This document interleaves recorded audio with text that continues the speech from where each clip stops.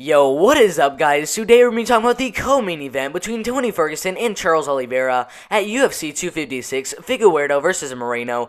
This fight is gonna be good. Tony Ferguson is the number 3 ranked lightweight fighter in the world. Charles Oliveira, in my opinion, is the 4th best lightweight fighter in the world. Tony Ferguson, he is an absolute beast. I mean, come on, 25-4. That is an amazing record for this lightweight division. I believe Charles Oliveira is 29-8. Surprisingly, he has more experience than El Cucuy, Tony Ferguson, which is absolutely insane. Tony Ferguson, obviously El Cucuy, the boogeyman. That is an insane nickname to have. Charles Oliveira, his name is Du Bronx. I'm not really sure what that means, though. But if you look at the betting odds for this fight, Tony Ferguson is actually a pretty big favorite to win this fight. I would actually move it a little bit down. He's currently sitting around minus 175 as a slight favorite to win this fight after a very, very disappointing loss to Justin Gaethje about 6.5 months ago. Charles Oliveira, the plus 145 slight underdog, in my opinion. I would have Tony Ferguson around minus 140, minus 150, somewhere around there. I'd have Charles Oliveira around plus 130, plus 120. But who knows what they're talking about. I think Charles Oliveira might be the underdog of the night, but we'll see. It's going to be a very, very interesting fight. Charles Oliveira, he is 31 years old. Tony Ferguson is 36, almost 37 years old in about 2 months. They both have similar heights and reaches. Tony Ferguson, 5'11" tall. Charles Oliveira, I believe, is 5'10" tall, so a little bit of an advantage there for Tony Ferguson. He is also 76-inch reach. Charles Oliveira has a 74-inch reach, so also another advantage there for Tony Ferguson in this fight. As I said before, Tony Ferguson minus 175 as a slight favorite. If you look at the Tapology predictions, on the other hand, 71% of the votes are going for Tony Ferguson to win this fight, mainly by knockout. Half of the votes are going for Tony Ferguson to win the fight by KO or TKO. A very, very, very small amount of people think he's going to win the fight by submission. I don't really see a pathway for Tony Ferguson getting a submission in this one, considering he is facing probably the best lightweight submission specialist there has ever been. Charles Oliveira, I believe, has the most submissions in UFC history with about 12 or 13. He's in the double digits when it comes to submissions. But then obviously some people do think the fight's going to go all the way, as it is a 3-round fight. And they think the fight's going to go all the way and Ferguson's going to win the fight by unanimous decision. But around 30% of the vote are going for Charles Oliveira to win the fight. Half of those votes are saying he's going to win the fight by submission. Also, I think that's a little unlikely. In my opinion, I actually think this fight's going to go all the way. I think one of these fighters is going to get a decision win here. I don't see a knockout. The most likely case for Ferguson to get a knockout would be in that second round, I'd say. And the most likely way for Oliveira to get that submission is in the second round as well. So if the fight gets past that second round, I think the fight's going to go all the way. And one of these fighters is going to walk out the number 1 contender and probably get a title shot in their next fight. It's going to be absolutely insane. Now let's look at their records. Alright, so Tony Ferguson, 25-4, that is an absolutely amazing record for this lightweight division. He actually started his pro MMA career back in 2018. He did not have an amateur career. He went straight to the pros, where he ended up starting with 4 straight wins back in 2008. Lost his next fight to Karen Darabian.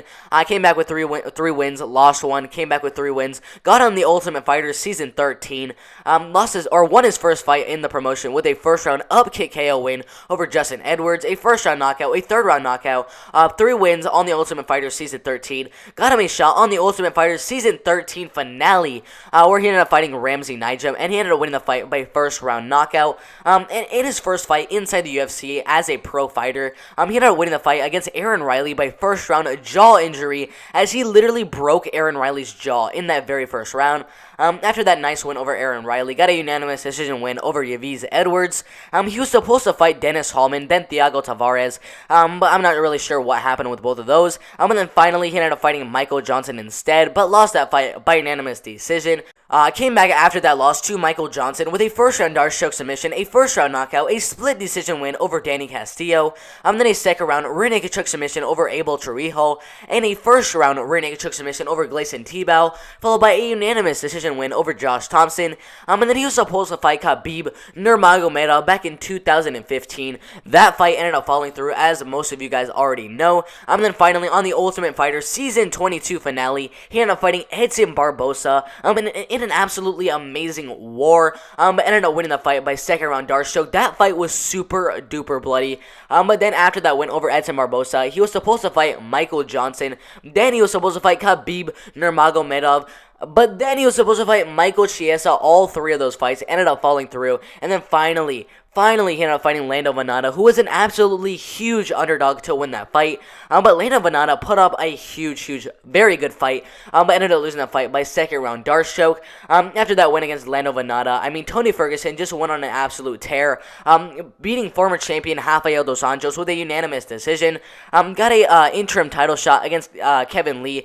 And the reason that was an interim title shot is because, again, Tony Ferguson was supposed to be fighting Khabib Nurmagomedov. That fight fell through. He got the interim title shot against Kevin Lee, won the fight by third round triangle choke submission, but then ended up fighting Khabib Nurmagomedov. Wait, no, he did not fight Khabib Nurmagomedov. That fight ended up getting canceled for, I believe, the fifth or fourth time. Absolutely insane.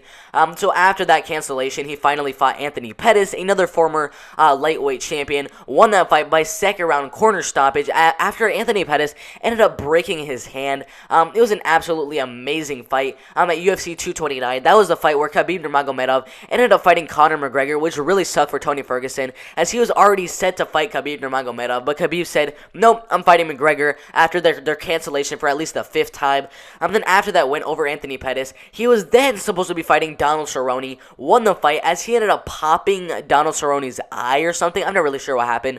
But after that second round, he ended up blowing his nose a little bit, and the thing on Donald Cerrone's eye blew up, and the doctors were forced to stop the fight. And at that point, he was at least on, let me see, 5, 10, 12, he was on like a 12-fight win streak, maybe a 13-fight win streak, and then finally, after all this time, he was again supposed to be fighting Khabib Nurmagomedov, but guess what? A freaking pandemic happened. Oh my god. He was supposed to fight Khabib Nurmagomedov back in March or April. That fight fell through because of a freaking pandemic. How is that supposed to happen? The fight has already been canceled 6, 7, 8 times already. And then finally, they're supposed to fight in April of 2020. And then a pandemic happens. What in the world is wrong with this fight? Why can't this fight just happen? But then he was supposed to fight Justin Gaethje instead, about a month after he was supposed to fight Khabib Nurmagomedov. But as you guys know, he ended up disappointingly losing that fight by 5th round knockout. He did not look like his normal self. But after that loss, he looks to come back with a nice win here over Charles Oliveira at UFC 256. I mean, Charles Oliveira, 29-8. You look at this man's record. He started his career back in 2008 with, I believe, a 13 or 14 fight win streak. 2 of those wins coming inside of the UFC against Darren Elkins and Efrain Escuerdo with a third round rear naked choke submission and a first round armbar. But after those 2 first wins inside the UFC, he was 14-0 and ended up taking on Jim Miller. Lost a fight by first round in knee bar submission. Got a no contest from an illegal knee against Nick Lentz. Lost his next fight to Donald Cerrone by first round knockout. Came back after that loss to Donald Cerrone with a first round calf slicer submission over Eric Wisely and a second round Darce choke submission over Jonathan Brooks. Lost his next fight to an absolute beast in Cub Swanson, who's also fighting on this fight card by first round knockout. Lost his next fight after that to former UFC champion Frankie Edgar by unanimous decision.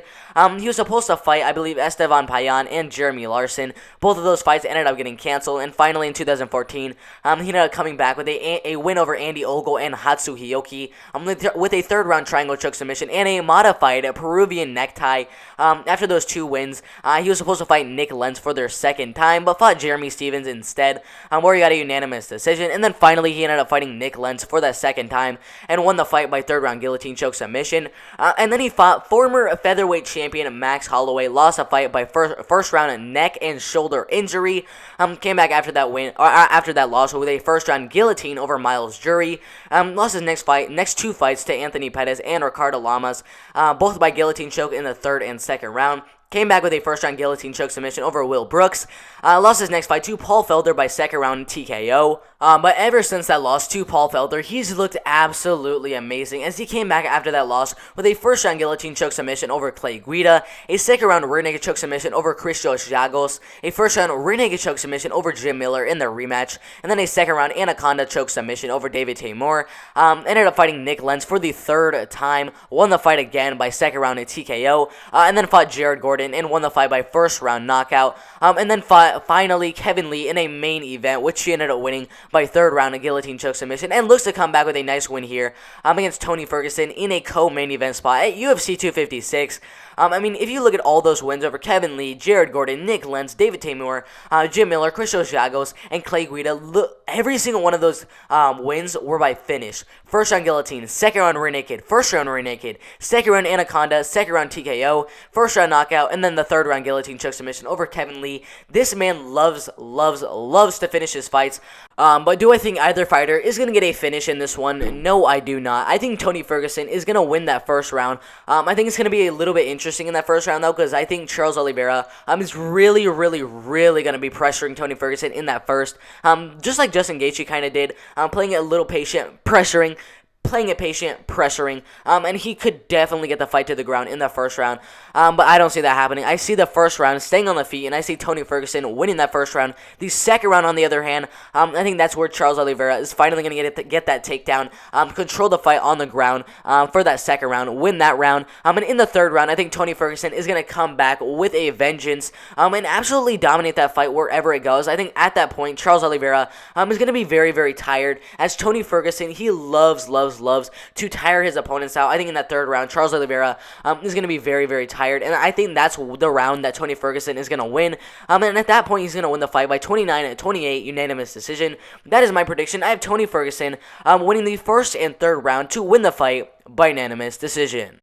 Alright guys, if you agree with that prediction or if you disagree with that prediction, I don't really care. Put your predictions in the comment section below. Who do you guys think is going to win this fight? Is Tony Ferguson going to get a knockout in this one? Is he going to get a submission in this one? Or is Charles Oliveira going to do what he always does? And get another finish? I believe this is going to be his 8th finish if he does get one in a row. What do you guys think is going to happen? Put your predictions in the comment section below. Make sure to like this video if you do like the video, and subscribe to the channel so you don't miss the absolute best MMA content in the world. I post videos every single day. UFC predictions, Bellator predictions, LFA predictions, Contender Series predictions, Ultimate Fighter predictions, whatever predictions you guys want me to do, put your predictions in the comment section below. It's been a very fun video. I'm out of here.